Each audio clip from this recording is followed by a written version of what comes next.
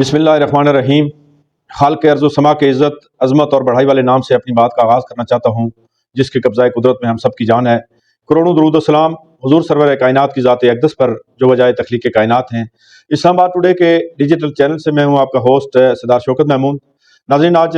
हम गुफ्तगू करेंगे आज़ाद कश्मीर की मौजूदा सूरत हाल पे। और गुज़श्ता दिनों जो अवामी एक्शन कमेटी ने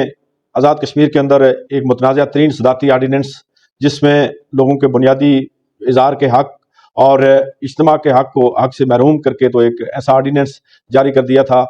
जिसके बाद जो है आज़ाद कश्मीर के अवाम में, आज़ाद कश्मीर के सियासी कारकुनों में शदीद गम व गुस्सा था। और इस हवाले से पहले तो अवामी एक्शन कमेटी ने हुकूमत आज़ाद कश्मीर को एक डेडलाइन दी थी कि इस मुतनाज़ा सदारती आर्डीनेंस को फौरी तौर पर वापस लिया जाए। लेकिन जब हुकूमत ने इस सदारती आर्डीनेंस को वापस नहीं लिया, तो उसके बाद जो है अवामी एक्शन कमेटी ने जो है वो हड़ताल की अपील की। और पहले तो उन्होंने एहतजाज किया, और फिर आज़ाद कश्मीर और पाकिस्तान को मिलाने वाले जितने भी एंट्री पॉइंट्स हैं उनको बंद करने का ऐलान किया। और फिर जो कॉल दी उन्होंने, और तकरीबन 8 मकामात पर अवामी एक्शन कमेटी के उस एहतजाज के नतीजे में और लोगों के उस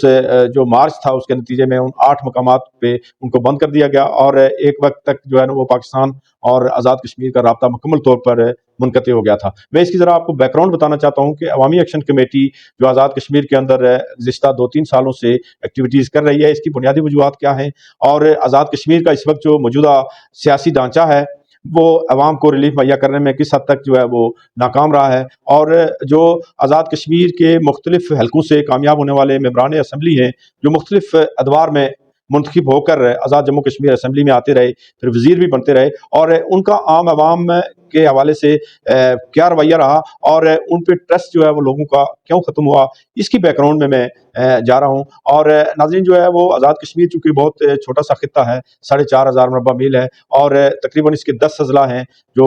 10 अज़ला में अभी इसको तकसीम किया गया है। और इसकी आबादी जो है वो लगभग 45 से 50 लाख के राउंड अबाउट है, और जिसमें से जो है वो तकरीबन 10 लाख के करीब जो है लोग वो बैरून मुल्क मुलाज़मतें करते हैं। बाकी कुछ लोग यहाँ पे पाकिस्तान में, और बाकी ज़्यादा अक्सरियती लोग जो है वो आज़ाद कश्मीर के अंदर मौजूद हैं। और आज़ाद कश्मीर के अवाम की जो सहूलियात हैं उनके हवाले से अगर आप जाएँ तो वहाँ पर रोज़गार के उस तरह के मौके नहीं है। सिर्फ सरकारी मुलाज़मतों, सरकारी महकमे ही हैं जिनमें जो नौजवानों की छोटी मोटी खपत होती है। बाकी वहाँ पे ना कोई इंडस्ट्री है, ना कोई और इस तरह के रोज़गार के ज़राए हैं, और जिसकी वजह से यूथ के अंदर एक फ्रस्ट्रेशन है। और हमारी जो टैलेंटेड यूथ थी, जिससे मुल्क और कौम को फ़ायदा होता, स्टेट को फ़ायदा होता, वो सारा टैलेंट जो है आपका बैरून मुल्क शिफ्ट हो चुका है। और ये जो माहौल यूथ के अंदर पैदा हुआ है, वहाँ पे जो अलहदगी पसंदी के रुझानात पैदा हुए। एक वक्त था कि वहाँ 80% लोग जो है वो पाकिस्तान के हामी थे, लेकिन फिर जो हमारे वफाक की तरफ से जो गलत पॉलिसियाँ और हमारे जो पॉलिटिशियंस थे वहाँ, उनकी उन पॉलिसियों की वजह से अदम एतमाद करते हुए नौजवानों ने एक अपने तौर पर एक खुदरो पौधे की तरह जो है ना एक ऐसी तहरीक ने वहाँ पे जन्म लिया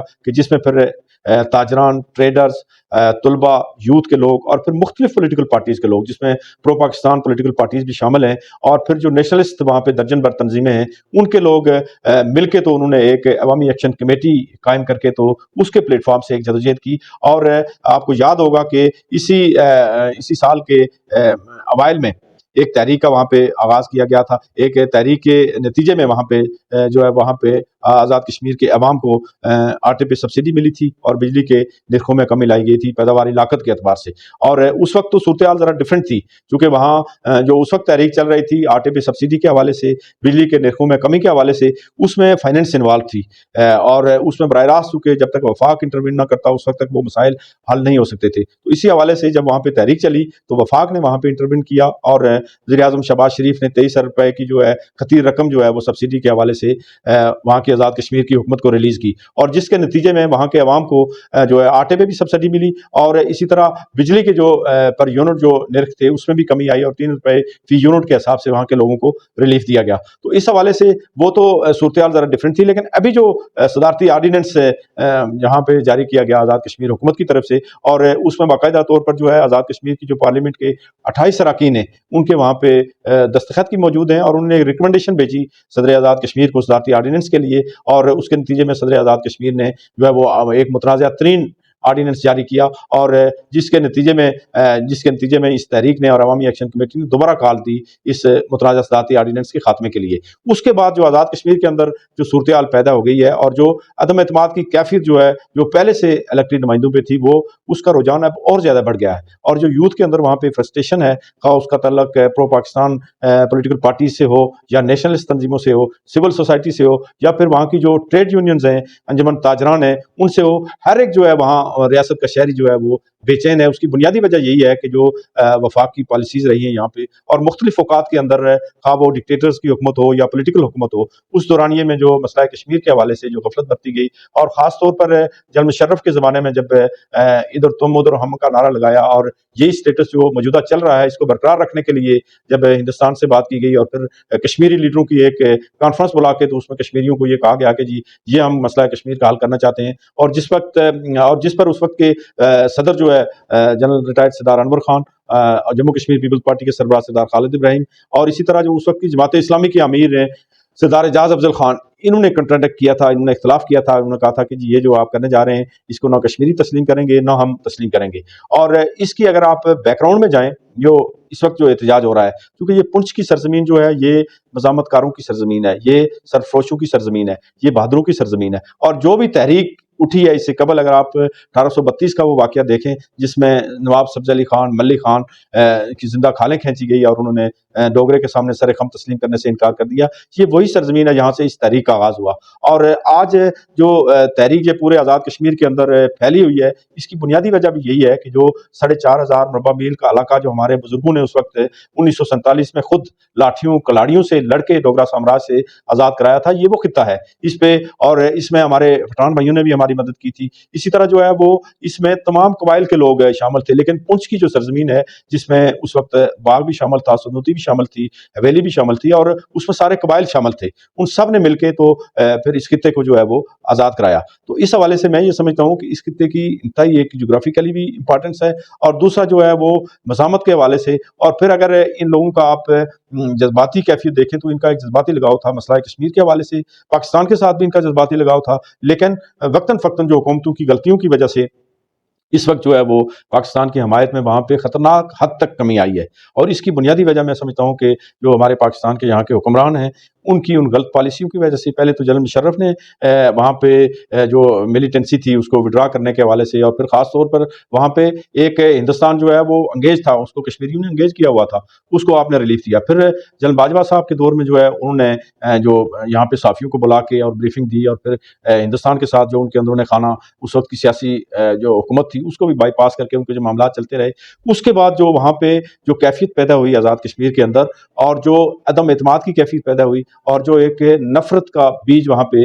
بویا گیا اس حوالے سے، اس سے ایک ٹرسٹ ڈیفیسٹ پیدا ہوا، اور اس ٹرسٹ ڈیفیسٹ کے نتیجے میں یہ تحریک جو ہے وہ اس وقت چل رہی ہے۔ اور خاص طور پر اس میں جو الیکٹڈ لوگ ہیں، چونکہ ان کا بھی اس طرح کا کلیدی رول نہیں رہا وہاں پہ، بے روزگاری کے خاتمے کے لیے لوگوں کے بیسک جو رائٹس ہیں وہ ان کو نہیں دیے گئے، وہاں پہ جو ہے رسل و رسائل کی کمی ہے بہت، اور اسی طرح جو ہے وہ ایجوکیشن کے بھی اس طرح کے ادارے نہیں ہیں۔ تو اس حوالے سے یہ ایک ریئیکشن تھا وہاں پہ، اور پھر خاص طور پر جو کشمیریوں کے وسائل ہیں پانی کے حوالے سے، جو ڈیمز کے وسائل ہیں ان کی جو تقسیم ہے اس کے حوالے سے بھی اعتراضات تھے جن کو دور نہیں کیا گیا، اور وقتاً فوقتاً جو ہے وہ حکومتیں آتی رہیں، وہ انہوں نے اس پہ کوئی توجہ نہیں دی، اور جس کی وجہ سے اس وقت جو ہے آزاد کشمیر جو ایک وقت میں پاکستان کا دفاعی حصار تھا، اور ایک بڑا مورچہ اس نے ہندوستان کا جو ہے وہ انگیج کیا ہوا تھا تاکہ ہندوستان جو ہے وہ پاکستان کی طرف میلی آنکھ سے بھی نہ دیکھ سکے، لیکن وہ مورچہ آہستہ آہستہ خود وفاق کی غلط پالیسیوں کی وجہ سے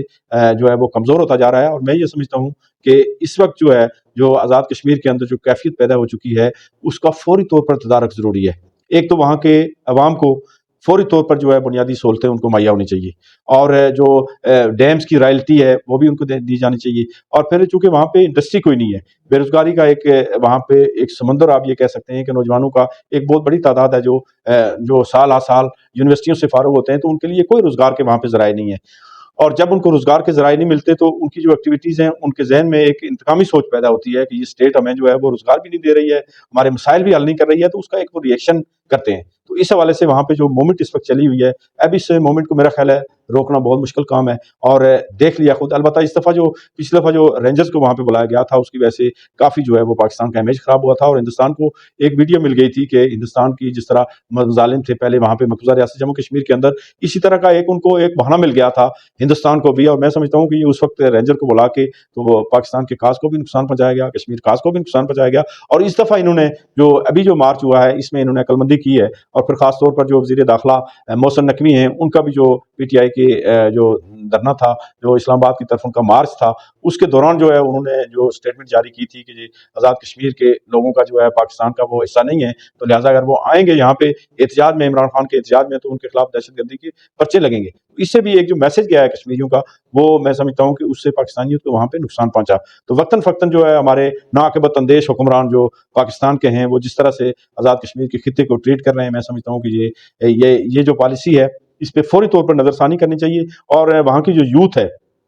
उसके जो जेन्युइन मसाइल हैं, उसके जो प्रॉब्लम हैं, उनको फौरी तौर पर एड्रेस करना चाहिए। और जो भी मुतालबात अवामी एक्शन कमेटी ने किए हैं इस वक्त तक, मैं समझता हूँ कि वो बिल्कुल जायज़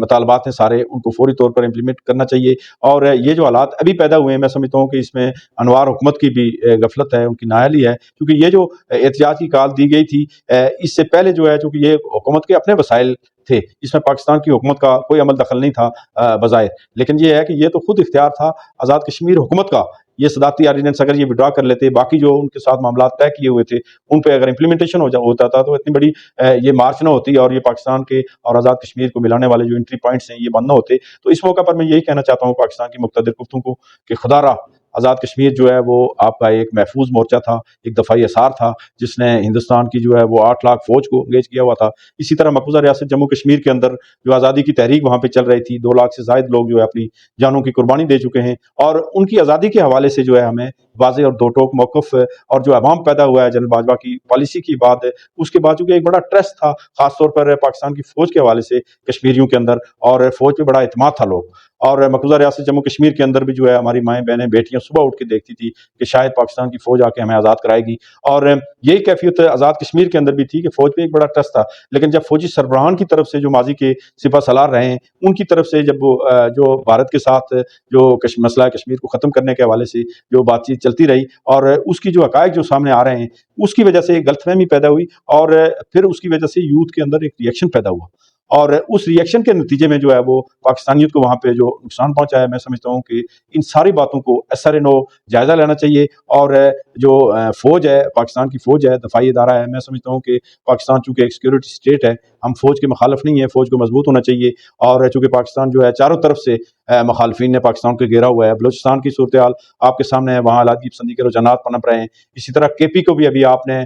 जो मैं समझता हूँ कि बहादुर पख्तून जो है वो भी पाकिस्तान का दफ़ाई असार थे। जब भी पाकिस्तान पे कोई मुश्किल वक्त आया तो पख्तून जो है वो हमेशा सफ़े अव्वल में रहे। वो रशिया के साथ पाकिस्तान की जंग हो, अमेरिका के साथ जंग हो, या एक हिंदुस्तान पे भी जो हमारे पख्तून भाई हैं उनका एक बड़ा खौफ था जब कश्मीर की तहरीक वहाँ पे चल रही थी, तो आपने उनको भी नाराज़ कर दिया है। इसी तरह बाकी जो है, मैं समझता हूँ कि पाकिस्तान की जो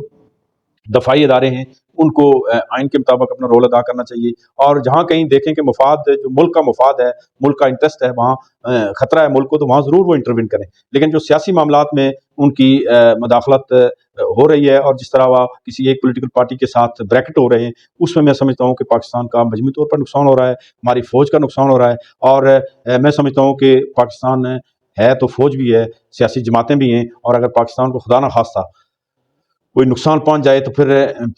ना रहेगा बाँस तो ना बजेगी बाँसुरी। तो इसलिए हमारी ख्वाहिश है कि पाकिस्तान जो है जनूबी एशिया के अंदर दफ़ाई तौर पर, सियासी तौर पर और इक़्तिसादी तौर पर एक बड़ी क़ुव्वत बनकर उभरे, और उसके लिए बाहमी इत्तेहाद व इत्तेफ़ाक ज़रूरी है। और इसमें तमाम पॉलिटिकल पार्टीज़, पाकिस्तान के दफ़ाई इदारों, पाकिस्तान की फ़ौज के दरमियान एक ग्रैंड डायलॉग जो है वो ज़रूरी है। और उसके लिए मैं समझता हूँ कि पाकिस्तान की फ़ौज को पहल करनी होगी, इसलिए कि जो इस वक्त पाकिस्तान के अंदर जो क्राइसिस चल रहे हैं, और पाकिस्तान की सबसे बड़ी पॉलिटिकल पार्टी के लीडर जो है वो इस वक्त जेल के अंदर हैं, और बाकी जो अदलिया की सूरत हाल है वो आपके सामने है, उस पर किसी का ट्रस्ट नहीं है। और इस वक्त जो ज़रूरत इस अमर की है कि फ़ौज पे लोगों का एतमाद बहाल किया जाए, अदलिया पे लोगों का एतमाद बहाल किया जाए, और सियासी जो जमातें हैं, पॉलिटिकल पार्टीज जो हैं, सियासी कारकन हैं, उनको खुलकर जो है अपना काम करने दिया जाए। और आज़ाद के पाकिस्तान के अंदर और आज़ाद कश्मीर के अंदर जो है वो एक ही वक्त में बिला ताख़ीर जो है वो मुनसिफाना